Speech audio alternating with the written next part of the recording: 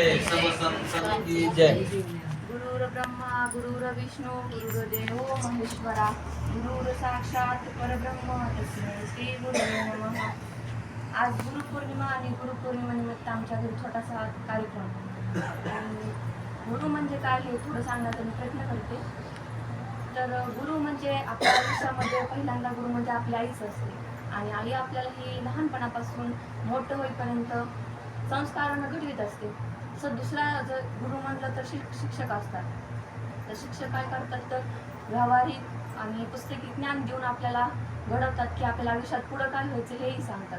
पण जे सद्गुरू असतात, जे सद्गुरू सांगतात की आपण संसार बंधनातून पार जाण्यासाठी आपण काय केलं पाहिजे, आपला हा देह कशासाठी भेटलाय, हा पंचमहाभूतांनी देह जो दिलाय तो देह आपण काय केलं पाहिजे की ह्या देहाचे आपले सार्थक होईल, ते हे सद्गुरू श्रीराम डॉक्टर महाराज यांच्याकडे मी नाम घेतलं. माझे वडील यांना मी साष्टांग नमस्कार करते आणि मी थोडंफार सांगण्याचा प्रयत्न करते.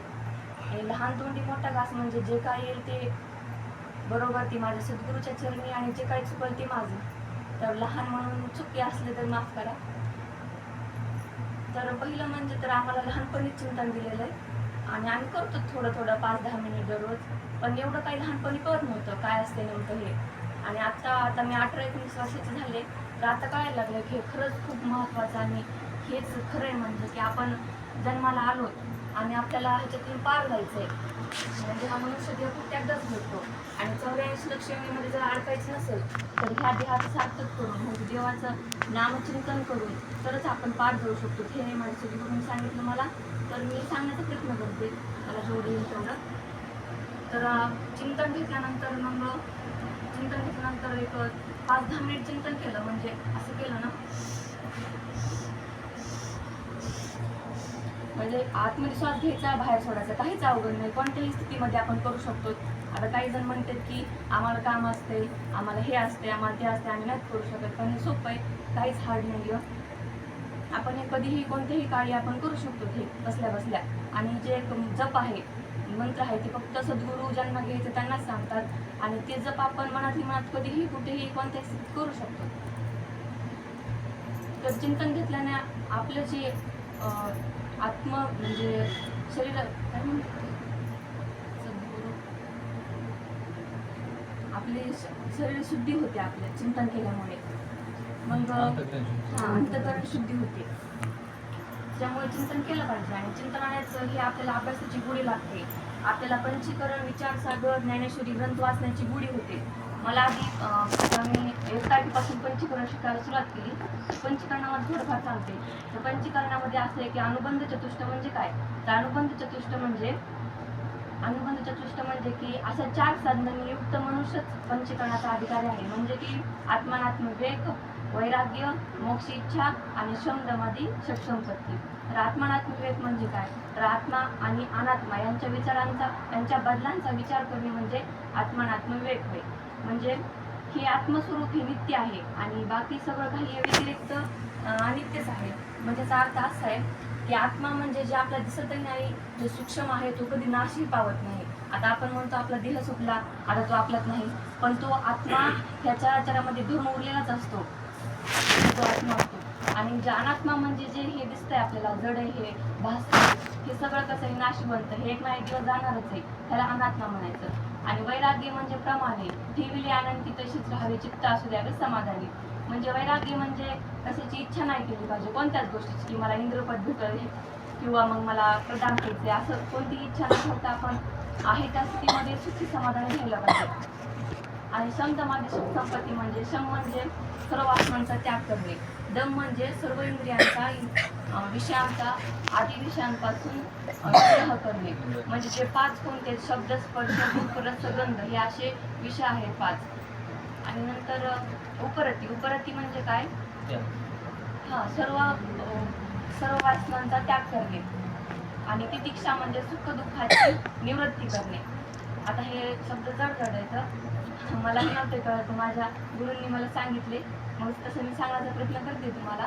आणि समाधान म्हणजे आपण हेच ग्रंथ ऐकते वेळी मनाची केलेली एकाग्रता म्हणजे समाधान. आणि श्रद्धा म्हणजे काय तर श्रद्धा म्हणजे सद्गुरू जे आपल्याला ब्रह्मनिष्ठ दयाळू क्षत्रिय सद्गुरू जे आपल्याला ग्रंथ किंवा ब्रह्मविद्येचा आपला उपदेश करतात त्यावेळी आपण तो जे महावाक्य आहे ते आपण श्रद्धेने ऐकलं पाहिजे, त्याचा विश्वास ठेवला पाहिजे, त्याला म्हणायचं श्रद्धा. असं हे शब्द माझी षटसंपत्ती आहे. नंतर आहे मोक्ष इच्छा. मोक्ष इच्छा म्हणजे काय तर मोक्ष इच्छा म्हणजे आपण ह्या संसार बंधनातून अडकलो आहोत, तर ह्या संसार बंधनातून तरुण जाण्याची जी इच्छा करतात जे मनुष्य तेच म्हणजे मोक्ष इच्छा. तर असे हे अनुबंध चतुष्टाचे 4 आहेत आणि ह्या 4 साधनांनी युक्तच मनुष्य पंचीकरणाचा अधिकारी बनू शकतो. आणि एक दृष्टांत सांगतो थोडासा, ब्रह्माच्या विपरीत दृष्टांत आहे. म्हणजे एक धनगर असतो आणि तो धनगर काय करत असतो तर आपल्या शेळ्या मेंढ्या घेऊन रानात चरवायला निघत असतो. तर रानात गेल्यानंतर त्याला 2 सिंहाची पिल्ले दिसतात आणि तो त्यांना सांभाळतो आणि तो त्याला असंच हाका मारत असतो की म्हणजे मेंढ्याप्रमाणे त्यांना पालन पोषण करत असतो त्या सिंहाचे. तर ते सिंह जसे जसे मोठे होऊ लागतात तसा एक सिंह पळून जातो आणि एकच सिंह राहतो. तर त्या कळपामध्ये त्या सिंहालाही वाटतं की मी पण मेंढाच आहे, म्हणून ते त्यांच्यासारखाच मग मेंढ्याचं वागतं तसंच वागायला लागतो.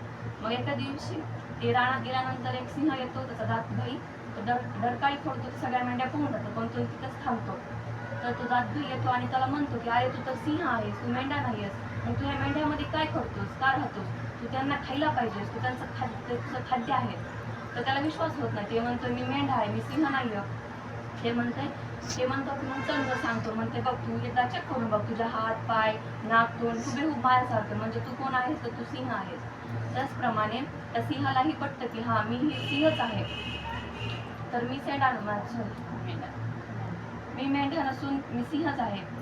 तर तो मग ठरवतो की मी आता इथून पुढे त्या मेंढ्यांनाच खाणार, मी त्यांच्यात राहणार नाही, त्यांचा त्याग करेन. तर ह्याचा सिद्धांत असा आहे की आपण अज्ञानरूपी कैफेच्या नशेमध्ये अडकलो आहोत, या बंधनामध्ये अडकलो आहोत.